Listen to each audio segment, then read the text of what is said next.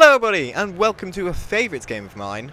It's Flyout, a game for creating planes of mass destruction. So join me as we make a plane go from Mark 1 to a Mark 3 killing machine.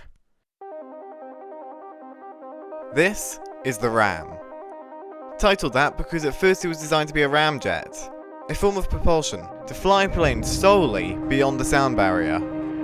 However, after some iterations of the Mark 1, this feature was lost. Yet nevertheless, it remained with its name, the Ram. Now, I'm not showing too much footage of me actually making the Mark 1, as the point of the Mark 1 was just to go from a blank sheet to a functioning design. Yet still, you should be able to notice quite a lot of design choices I've made that will actually help the plane, like making the bottom of the plane flat, as to increase lift. Or maybe how I've swept the wings back like that, as to make them more aerodynamic. All of this coming together to create a good start for a dogfighter. So, let's start this video off by looking at how it performs. You can actually do some pretty cool things, like this Cobra maneuver. But overall, it's a fairly mediocre plane. Coming at the average running cost of a standard bare-bones fighter jet, it doesn't exactly have any good traits going for itself. And that is seen especially when it comes to its speed performance. And this brings us on to the creation of the Mark II. Speed. But seriously, this thing is slow. In fact, one of my friends who you might recognise from the Pringus series, Owen, came onto my computer and made his first plane. And it was faster than this.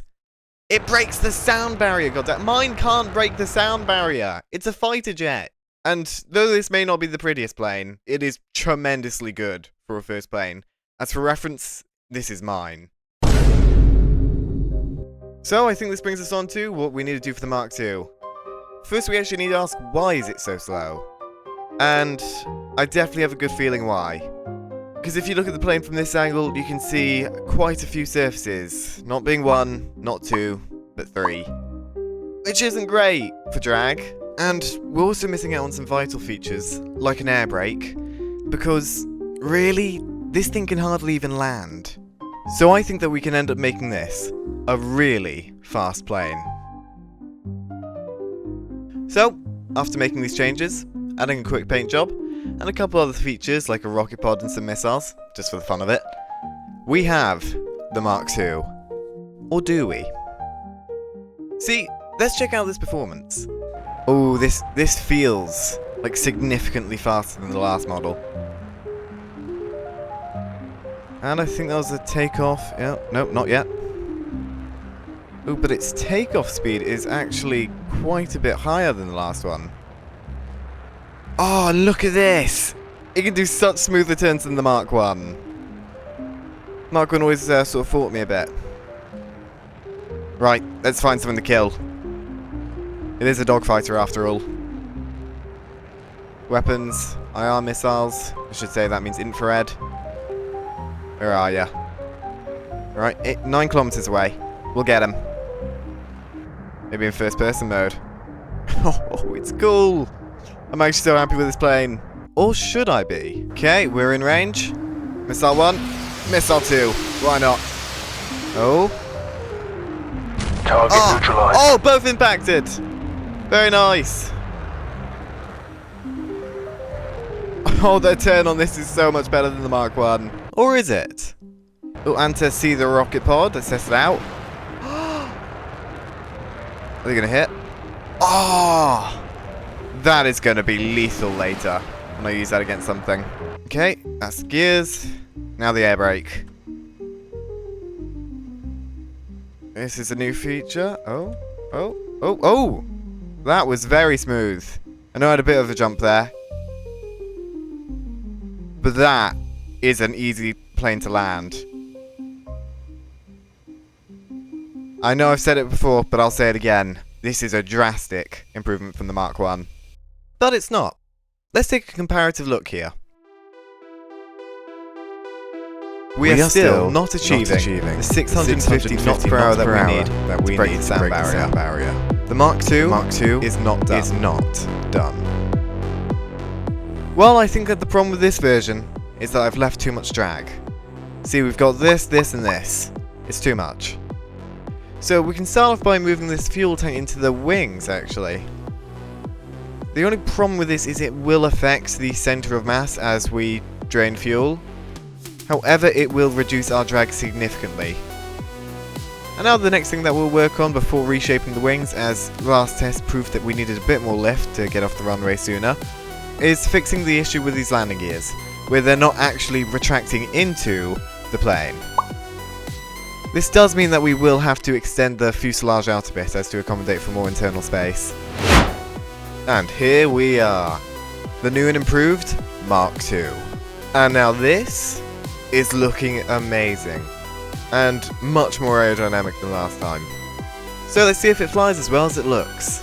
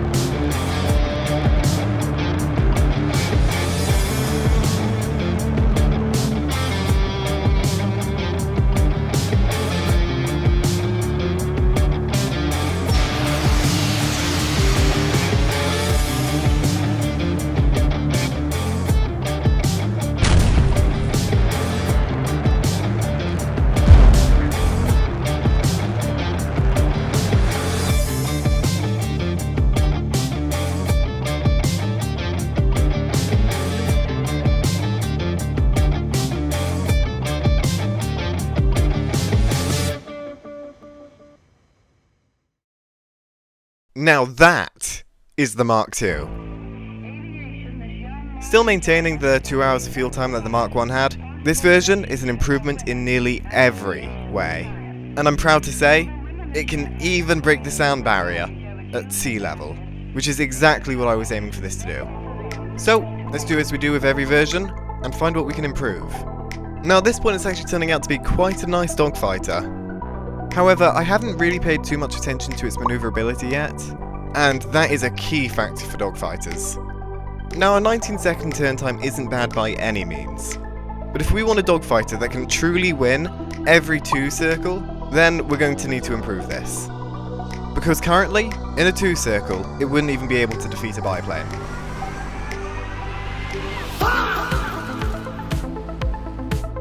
Right.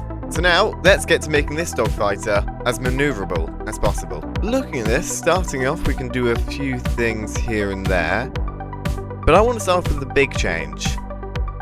The best thing that we can do is thrust vectoring. It's going to require a bit of a redesign of the fuselage, which is fine, but overall this will help our low speed maneuverability dramatically. So let's implement this first. The only issue is, never actually made one before. Yeah, I'm gonna have to do an entire redesign of this airflow chamber first. And then slowly I'll just do this. Shouldn't take too long. Okay, that is the air intakes done. I have corrected the airflow. This part's a little bit weird in the middle, but I'll probably get around to that another time. For now, let's redesign this outer shell that we have, because this isn't going to fit anymore. Unless it does. There's an, like, just would be crazy. Okay, that actually nearly fits. Okay. You know, yeah, that's actually great. Small bit of redesign, as you can see, just at the end really here, but overall it's going to be the same old plane. Now that we're onto the fuselage, this is where our second plan for maneuverability comes in.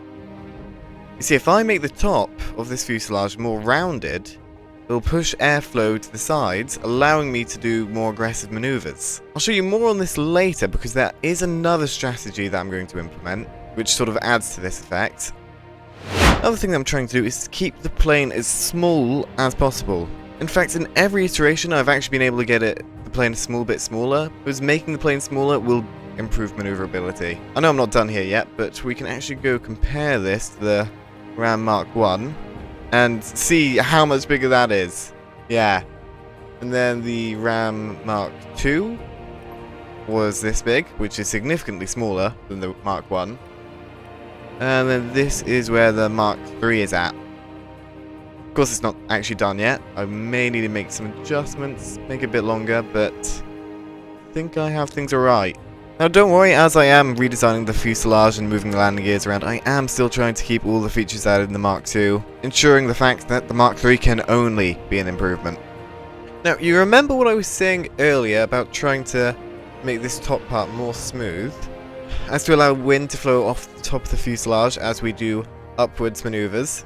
Well, you may notice that on a lot of aircraft, they do slant their wings a tiny bit, and that is for this reason. So I'll do the same thing there, and let's try and fit this wing back onto here. Okay, now that we've got the wing on, I'm pretty much ready to put this into a test flight. I'm going to rework this slope a bit to make it look a bit nicer, seeing as the wings are now angled, as I did not account for that when making this. But for now, I'm ready to give this a test flight. So, let's try it out. Okay, it looks... everything's going alright.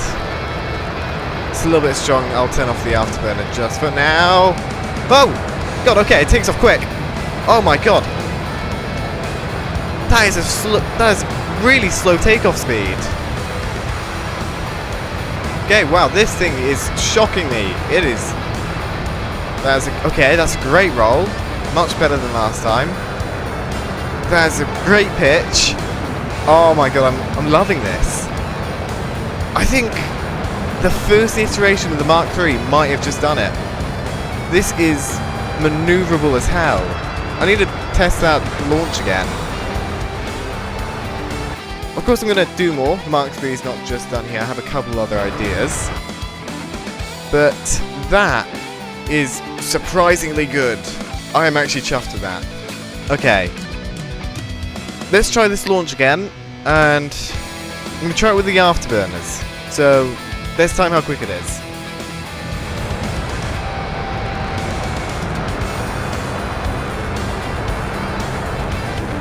Okay, there we are. Yep. Oh, wow, that was quick. Did that take off 100 knots? I was trying to push it there because I knew it would do it quickly. Oh my god. If that was 100 knots, that's just... that is crazy, because that is not something that I was trying to improve.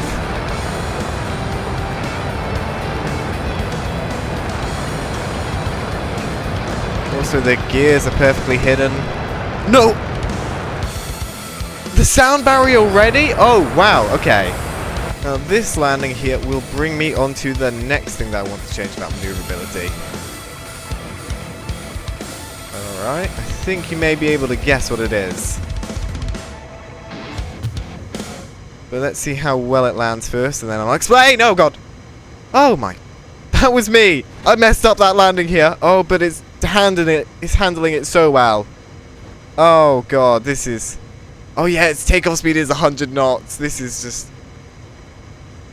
okay, come on, stop. Does it want to stop? Will it stop? Did I configure the brakes correctly? I don't think I did. No, I definitely didn't. Okay. Okay, that's fun. And there we are. A very, very janky landing. I'll just configure those brakes correctly. But that brings me on to my next point. The next thing I want to work on to make this more maneuverable is, well, you see in planes we're always trying to bring the drag to the back. Think of it like a dart. And I've clearly made the air maneuverability very good there. I don't know its turn time yet, but I will find that out soon.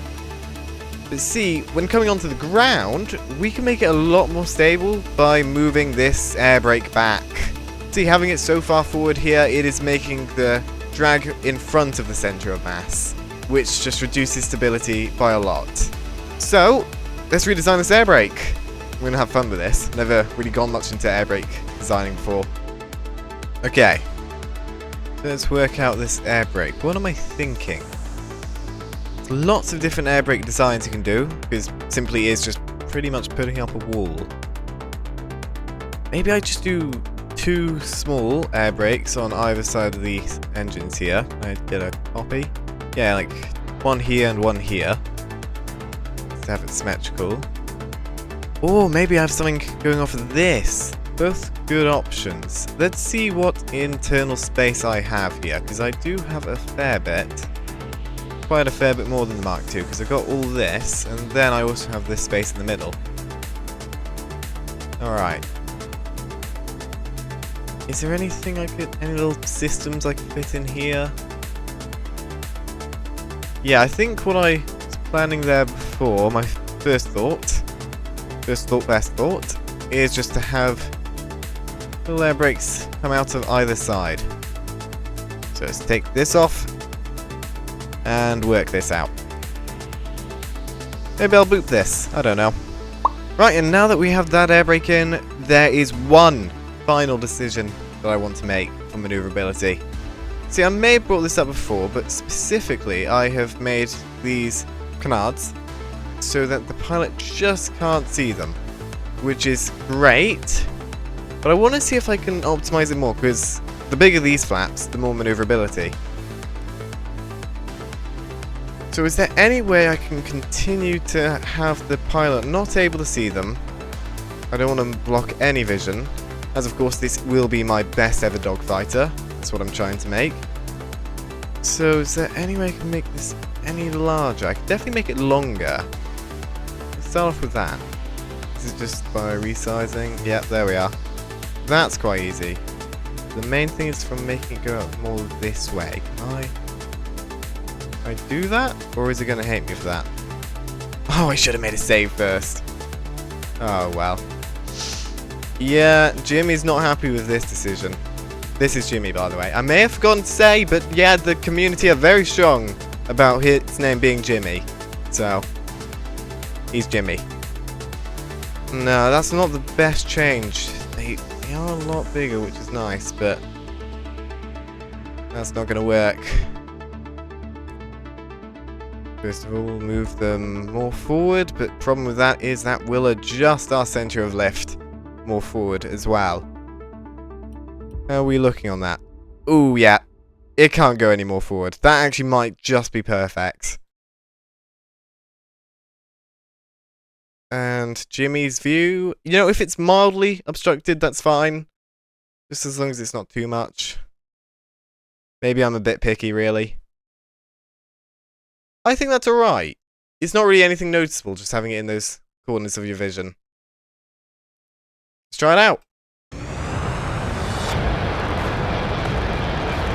Okay, God. Okay, already at our takeoff speed. There we are. Oh, I love how quick that is. That is just insanely fast. And I have also, just off camera there, reconfigured the afterburners a small bit, so they won't be a bit too powerful for this plane. The problem was that they were just burning too hot. Oh my God, this plane is a beast. Whoa! Oh my God, I just pulled an AG maneuver there. Oh my God, we're going sound barrier. God, all these optimizations have been worth it. Yeah, you can see it's definitely a bit unstable with how close the center of mass is to this lift. Let's try and... Oh God, okay, let's try and pull a maneuver here. How quickly will it turn? Oh my God, I just pulled 15 Gs. Oh, spinning. So don't spin out, don't spin out. That was my fault. I shouldn't have just held this. Oh my God, I am actually overwhelmed at the performance of this. Let's turn off that afterburner. That may have been, yeah, still a bit much for the plane, but that is good. You know, you don't want to make it so that the pilot actually always wants to be on the afterburner. Alright, let's try this. Normal maneuver, a full 360. How long will it take? Let's time it. Maneuver, come on. What is the turn time going to be? Oh, I need to continue looking this way. Wrong button pressed by me. Oh, no, don't stall out. Come on. Alright, what was that? But now I also want to test out this new air brake. Good line up. There we are. Okay, let's get this air brake out. Whoa! Oh, that's working very well. Oh, if only I were a good pilot. Oh, I like the look of that air brake too. Might need to be a bit stronger. We can make the air brake bigger. just to accommodate for my poor landings, rather than the air brakes being bad at all. But that is amazing! Oh yeah! That is an air brake I am happy with. So, I suppose the last thing for the Mk3? Round this surface out a bit more here. Wait, let me show you more. I hate this free cam. Round this out more, because that's not a great connection. And then add the paint job. And so here it is, the final version of the Mk3. So I'd go for a bit of a stealth paint job, and I think it's come out looking quite nice. Now, as we've just seen, this thing is a monster. It can do some evil things to Jimmy if you want it to. Terrain. But let's see what it can actually do. So let's look at the stats. And as expected, it's an improvement from the last model, showing a 60 knots per hour improvement in speed, as well as only a 7 no, let's watch that footage.